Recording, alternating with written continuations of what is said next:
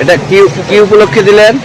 এটা দিলাম এই যে মাদক কিনতে আসছে এরা, এই জন্য মাদককে নিরুৎসাহিত করতে এরা বলছে, এক পর্যায়ে বলছে যে টাকা দিয়েছে, এইখানে ওই যে এনটিভি দিয়েছে পাবলিকের কাছে, হ্যাঁ, যে কাজা লাগবে আর বিসি লাগবে। পরবর্তীতে এদের সাথে কথা বললাম, এরা অনুতপ্ত হয়েছে, তারা বলছে আর খাবে না, তারা বলছে আর মাদক সেবন করবে না, মানে বলছে তারা কি বলছেন না আর খাবেন, এই জন্য এদেরকে একটু ইমপ্রেশন করার জন্য আর কি, হ্যাঁ, মানসিকভাবে।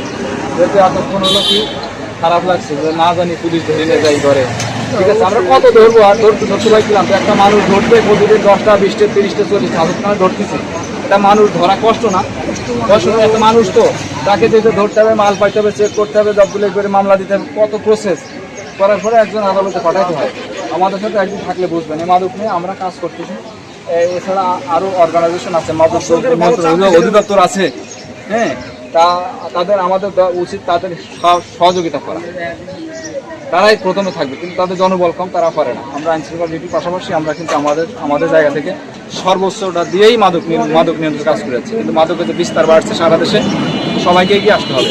সামাজিকভাবে যদি সবাইকে সহযোগিতা না করেন, তাহলে এর থেকে বের হয়ে আসা আপনার আমার সন্তান, আমারও তো সন্তান আছে, আপনার আমার সন্তান যে আগামী দিনে এই মাদকের যে বিস্তার বাড়ছে, গ্রাম থেকে শহর থেকে লোকালয়ে বাঁচানোর জন্য সবাইকে এগিয়ে আসতে হবে, সবাইকে দায়িত্বশীল হতে হবে। এবং মাদক সাক্ষী করা হয়, সাক্ষী আপনাদের সামনে সাক্ষী বানানো হয়। এইগুলা দেখেন যে আদালতে যে বলেন আপনারা যে আমাদের হলো জোর করে পুলিশ স্বাক্ষর নিয়েছে সাদা কাগজে, এক সময় কি হয়, আদালত তাদেরকে সাজা দিতে পারে না।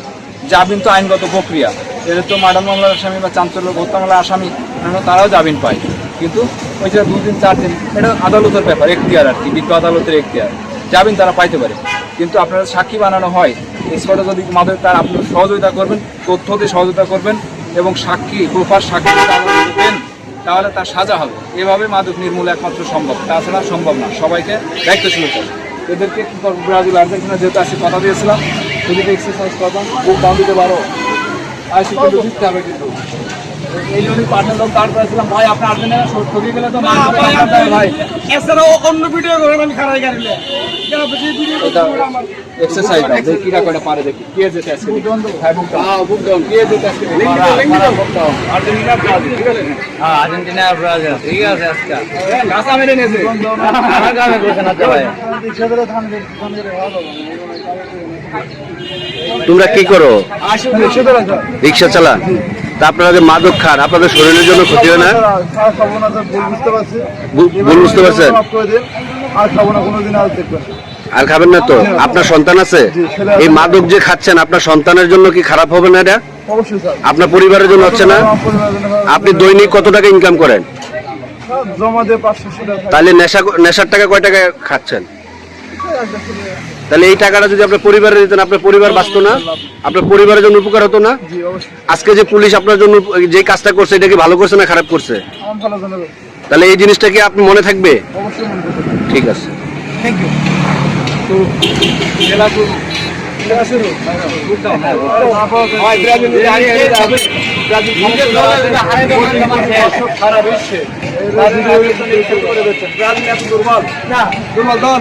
কয়বার বিশ্বকাপ পাইছে? একবার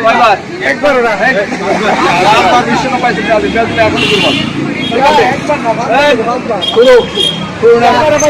ভাই ব্রাজিলে মাঠে রাখতে ভাই, আমি বলছি না আমি কোন দলের সামনে ভারী, বুঝছো, আমি কারো পক্ষ নিতে পারছি দেখা যাবে সুন্দর।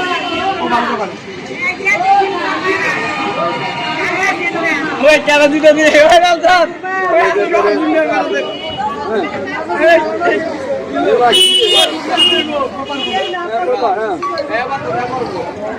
জিততে হবে, কিন্তু যার যার মান সম্মান তার কাছে ভাই, ঠিক আছে, সারা বিশ্বে কোটি কোটি লোক কিন্তু তাকে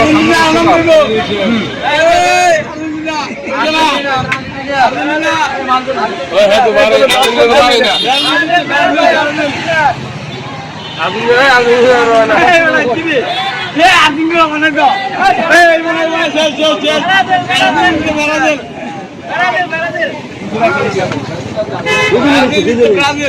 দুজনে বিপ্লবে ম্যাচ ঘোরা নাকি ভাই?